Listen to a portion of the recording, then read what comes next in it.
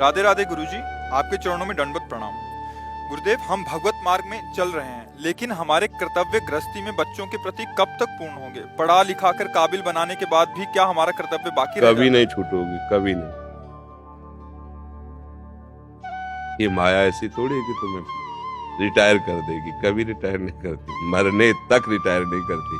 और सरकारी विभाग तो रिटायर भी दे देते, माया कभी रिटायर नहीं करती। उसे तुम्हें छोड़ना होगा, अभी छोड़ना होगा। तो बाबा जी नहीं बनना है, अंदर से भाव बदलना होगा।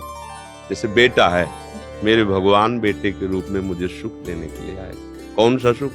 सेवा सुख। मैं इन्हें पढ़ाऊंगा, लिखाऊंगा, डांटूंगा, दुलार करूंगा। ये भगवान की सेवा है। मेरी पत्नी के रूप में भगवान आए, मुझे सहयोग करना। अभी भक्ति शुरू हो गई। भगवान को लक्ष्य रखोगे तो अनासक्ति बढ़ेगी, और शरीर को लक्ष्य रखोगे तो आसक्ति बढ़ेगी। आसक्ति पतन का कारण होगी। मेरी पत्नी, मेरा पुत्र, और अगर अंदर बैठी हुई जो पावर शक्ति है वो भगवान है। अगर उनका लक्ष्य रखोगे तो शरीरों में नहीं फंसोगे। शरीरों में ना फंसना ही भगवत मार्ग है, और शरीरों में फंस जाना ही माया मार्ग है। समझ रहे ना? ये कभी छूटेगा नहीं माया मार्ग, कि अमुक अवस्था में मैं फुर्सत पाके फिर भजन करूंगा, नहीं होगा। क्यों? बाहर से मान लो आप छोड़ दिए, और अंदर से छोड़ने का अभ्यास रहा नहीं, तो आ जाओ वृंदावन। सारा चिंतन अंदर का, बहू बेटा परिवार भोग चिंतन यही होगा, प्रियालाल का चिंतन नहीं होगा। और घर में अनासक्त होकर भजन किए तो गुफा में जाने की जरूरत ही नहीं है। घर में ही तुम्हारे लिए गुफा है, घर ही तुम्हारे लिए वन है, क्योंकि तुम पहले ही घर में नहीं थे, प्रभु में थे। पहले ही प्रभु में आसक्त हो तो कोई परेशानी नहीं। प्रभु में आसक्त होना जरूरी है, कहीं भागना जरूरी नहीं है। सब काम करते हुए भजन करना जरूरी है। सब काम छोड़ के प्रमादी बन के बैठना जरूरी नहीं। समझ पा रहे हैं हमारी बात? नाम जप करो, सब में प्रभु हैं।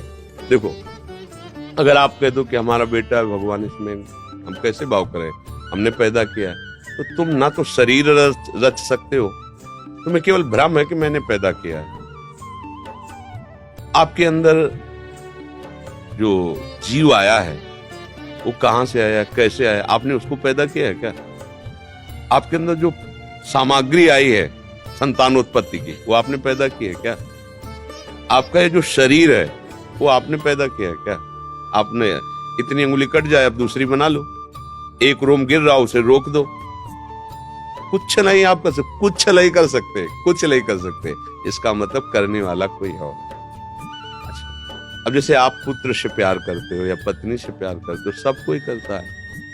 अपने को परिचय तो नहीं कि पुत्र के रूप में कौन आया है, ये तो परिचय नहीं ना, बस मेरा पुत्र है।